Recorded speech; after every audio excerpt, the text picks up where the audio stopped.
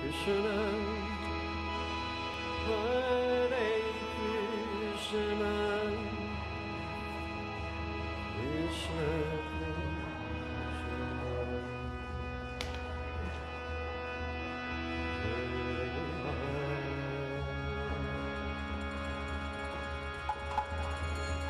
Hare Rama, Hare Rama, Rama Rama,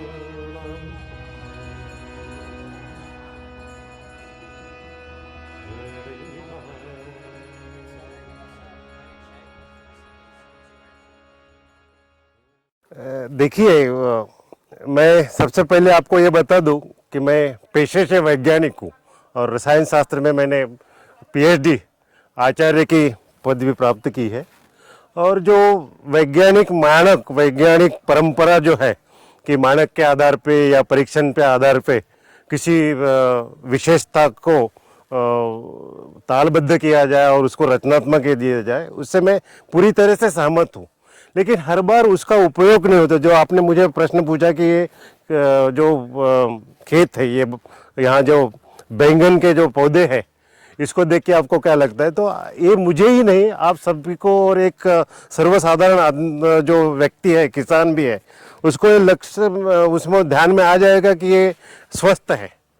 और जब मैं बाहर जाता हूँ, कहीं खेत में जाता हूँ किसी के, और देखता हूँ, उसको पूछता हूँ, तो इस प्रकार के पौधे रखने के लिए वो जो बताता है कि मैंने इसको हर हफ्ते में पेस्टिसाइड्स इस पे डालता हूँ या खाद उस पे डालता हूँ, जो सिंथेटिक है, यूरिया देता हूँ, तो ये सब वो करता है। उसके बाद भी मैंने कई बार वहाँ कुछ रोग देखे हैं। और यहाँ तक कि उसकी जो बैंगन के पौधों की जो ग्रोथ हुई है, मैं देख रहा हूँ इसमें सारे नीचे से ऊपर तक के स्वस्थ पत्ते हैं। इसके स्टेम्स देखिए आप, बड़े स्वस्थ है। इसमें स्टेम बोरर ने कोई इन्फेक्ट उसको नहीं किया हुआ है। और ये सारा का सारा जो बैंगन का जो छोटा सा प्लॉट है, वो पूरे गोवंश पे आधारित, जो गोमूत्र गोबर है, इस पे आधारित खेती से ही बनाया हुआ है। इसमें कोई इंसेक्टिसाइड, कोई यूरिया, कोई सुपर फॉस्फेट इसमें नहीं डाला है। इसके बावजूद ये स्वस्थ है। और ये खेत को या ये छोटे से बाग को दिखा के कहना चाहता हूँ कि जिस प्रकार के रिजल्ट, परिणाम हम चाहते हैं किसी पौधे पे, वो सब गोवंशक से निर्मित जो चीज़ है उससे आ रहे हैं। ये स्पष्ट दिखता है यहाँ से। अब इसको परीक्षण करना है तो कोई करे, लेकिन हर किसान को अगर फील करना है, उसको परसेप्शन देना है, उसको देख के खेती करना है, तो इसके लिए इस प्रकार के जो ये है वो खुद जीते जागते उसके उदाहरण है कि गो मूत्र और गोबर से आधारित इस पे जो खेती हो रही है, उसमें भी उससे ज़्यादा अच्छे, महत्वपूर्ण अपने को रिजल्ट मिल रहे हैं। ये आप पत्ता देखिए, जो पपीता के पौधे को बिना वायरल डिसीज रखना बहुत कठिन है। और ये यहाँ सारे के सारे पत्ते उसके दिखाते हैं कि ये स्वस्थ पौधा है पपीते का। और गो आधारित जो पेस्ट रिपेलेंट है या खाद है, गोबर गैस से किया हुआ कचुआ खाद, इस पर ही ये जी रहे हैं और बड़े अच्छी तरह से स्वस्थता से जी रहे हैं। तो मैं चाहता हूँ कि इन चीज़ों को किसानों को देखने दें, उनको परसेप्ट करने दें। ये अलग बात है कि इसके लिए अपन देखिए, मैं इसके फूल भी दिखाता हूँ, बड़े स्वस्थ फूल है। तो ये उसके परीक्षण करना और कुछ प्रमाणन करना, ये विज्ञान की भाषा है, उसकी आवश्यकता है, उसको जरूर करते रहे। लेकिन ये संदेश कि इस प्रकार की खेती हो सकती है, हमारे काश्तकार तक, हमारे जो किसान है वहाँ तक पहुँचने के लिए वैज्ञानिक भाषा की उतनी जटिलता से जाने की कोई आवश्यकता नहीं है। उनको समझने दीजिए और करने दीजिए। इसका व्यवहार, उपयोग और इसका प्रसारण होना चाहिए, ऐसा मुझे लगता है। जैसे कि अब स्वस्थ है कि नहीं, ये देखने के लिए तो ये पौधे देख ही रहे, लेकिन मुझे याद आता है कि मेरे एक बड़े ज्येष्ठ मित्र 90 साल की उम्र में 4 किलोमीटर पैदल चल के मेरे पास आए थे, बातें कर रहे थे। करीबन हम एक डेढ़ घंटा बैठे थे और वो इस प्रकार के विज्ञान की जब बात कर रहे थे, मतलब उनको वैज्ञानिक जानकारी भी थी, 90 साल में वो उसको रिप्रोड्यूस कर सकते थे। अब उनको मेरी दृष्टि में वो पूर्ण स्वस्थ है। अब उनका बीपी ठीक है कि नहीं, शुगर ब्लड शुगर क्या है, उनका ईसीजी ठीक है कि नहीं, इस प्रकार के जो प्रश्न उनके बारे में है वो निरर्थक है, अप्रस्तुत है। उसी प्रकार जब आप देख सकते हैं कि कृषि को गोवंश आधारित जो उत्पादन है उस पर अपन अच्छी तरह से फसल उससे मिला सकते हैं, तो उसमें वैज्ञानिक कारण हमें तर्क बताओ, उसकी पुष्टि बताओ, ये पूछना निरर्थक है, समय से आधारित नहीं, क्योंकि उसका खर्चा भी बहुत होता है। हर चीज़ अगर पैथोजेनिकली केमिकली आप प्रूव करते जाएंगे तो उसके लिए जो साधन लगते हैं, जो इंस्ट्रूमेंट लगते हैं जीसीएमएस जैसे, वो कॉस्टली भी होते हैं, हर जगह उसका प्रमाणन के लिए उपयोग नहीं हो सकता। इसलिए मुझे लगता है कि इस प्रकार से फार्म कोई मेंटेन करे, किसानों को देखने दे और खुद की प्रेरणा से ही वो इससे ज्ञान लेके इसको चलाए, तो हम बहुत सारी चीज़ों से, सबसे पहले तो इसमें जो फ्रैग्रेंस रहता है, जो एरोमा रहता है इस फल में, वो सिंथेटिक इसमें मिलता नहीं, बड़ा यानी कठिन है वो मिलाना। अब वो साइंटिफिक दृष्टि से भी उसको देखा जा सकता है, लेकिन इससे जो पेस्टिसाइड्स के यूज से, पेस्टिसाइड बहकर अंततः पानी में जाता है और पानी से मानव शरीर में इच्छा न होते भी लेना पड़ता है, जिससे कैंसर, अस्थमा जैसे अनेक दुर्धर रोग सामने आ रहे हैं, उसको भी रोका जा सकता है। ये जो यहाँ पेस्ट रिपेलेंट जो इस पर डाला गया है सारा बायोडिग्रेडेबल है, यही कि उसका खाद भी बन के फिर से वो उसी चक्र में आ जाता है।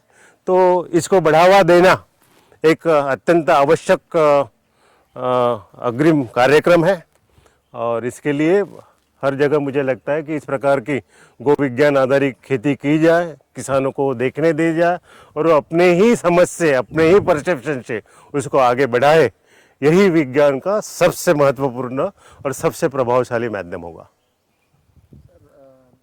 ये अगर देश की मौजूदा स्थिति में अगर ये खेती के ऊपर पूरी निर्भरता रख दी जाए और इसका पूरा चलन शुरू कर दिया जाए, तो क्या शॉर्ट टर्म में और लॉन्ग टर्म में खाद्य की बहुत बड़ी शॉर्टेज या बहुत बड़ी क्राइसिस नहीं हो जाएगी? इसकी क्या संभावना और इसके क्या सॉल्यूशंस हैं? देखिए, ये जो बातें सामने लाई जाती है कि सेंद्रिय खेती करने से उत्पादन में कमी आएगी, इसका कोई आधार नहीं है। दूसरा कि जो हरित क्रांति हुई है, अब तो वहाँ अपन देखते हैं कि उतनी पैदावार वहाँ नहीं होती। पहले क्यों हुई उसका भी साइंटिफिक कारण है, क्योंकि बाकी जब यूरिया वगैरह सुपर फॉस्फेट डाला गया तो जो माइक्रो न्यूट्रिएंट जमीन में थे उसने उसका साथ दे दिया। जब आप बार बार जाते, अपन उसके साथ जाते रहेंगे यूरिया सुपर फॉस्फेट के, माइक्रो न्यूट्रिएंट कम होते जाएंगे। माइक्रो न्यूट्रिएंट के साथ साथ जो टेक्सचर है मिट्टी का, ऑर्गेनिक कंटेंट के कारण जो है वो अलग होता है। बिना टेक्सचर के ऑक्सीजनेशन नहीं होगा रूट जोन में, और रूट जोन में ऑक्सीजनेशन नहीं होगा तो ऑक्सीडेशन नहीं होगा, ऑक्सीजन नहीं रहेगा, ऑक्सीडेशन नहीं रहेगा तो जो घुलनसार जो है डिजॉल्व सोल्यूबल न्यूट्रिएंट है वो प्लांट को नहीं मिलेंगे। तो इसलिए मुझे नहीं लगता कि इससे कुछ कमी, क्योंकि ये सस्टेनेबल है, साल दर साल ये ऐसे ही रहेगा। हालांकि अगर अपन इसकी फर्टिलाइज़र डाली हुई खेती करेंगे तो उसे बहुत सारी एनालिटिकली, मैं उसके विरोध में नहीं हूँ, मैं ये कहता हूँ कि उसको यूज करने का जो नॉलेज बेस हमारे किसानों में होना चाहिए उतना नहीं है और ना ही उसकी ज़रूरत है। क्योंकि वो यूरिया वो तो फटाफट डाल देते, माइक्रोन्यूट्रिएंट नहीं डालते, बोलते कॉस्टली है। फिर माइक्रोन्यूट्रिएंट भी डालेंगे तो सॉइल टेक्सचर कैसे मेंटेन करेंगे, ऑर्गेनिक मैटर तो फिर से डालना होगा। क्यों ना ये सब जो सहजता से हमें प्राप्त है, क्योंकि सूर्य की ऊर्जा से यहाँ घास उगता है, जो हम पौधे यूज में लाते हैं उसमें जो एग्रीकल्चर का लेफ्ट आउट है वो हमारे जानवरों के काम आता है, उसी से हमारे जानवरों से हमें खाद मिलता है, उसे अलग से कुछ करना नहीं पड़ता। तो ये सेल्फ सस्टेनिंग सिस्टम है, इसका मुख्यतः उपयोग कर जाए।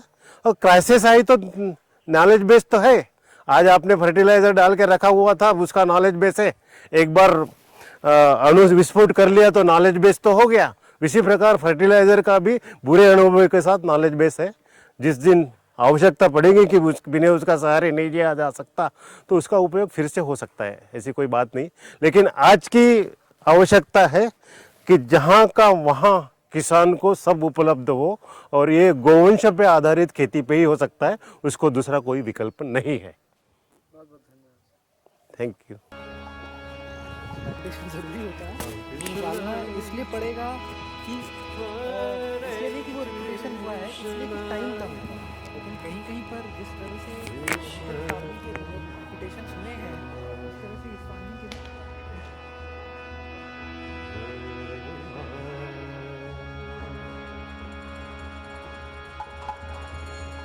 Hare Rama, Hare Rama, Rama Rama, Hare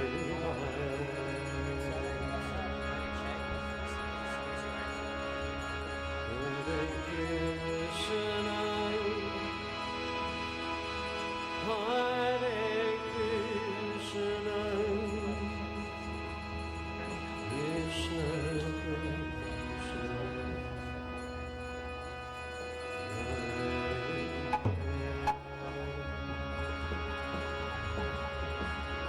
Hare Rama,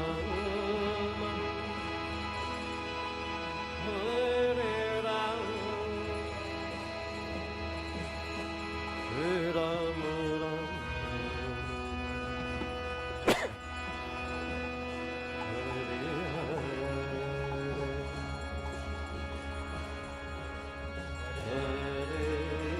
Krishna, Hare Krishna, Krishna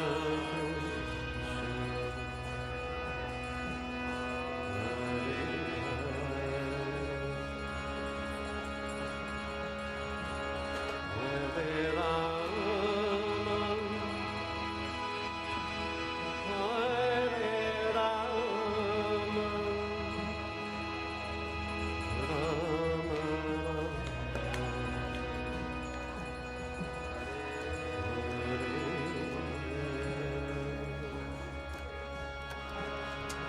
Hare Krishna, Hare Krishna, Krishna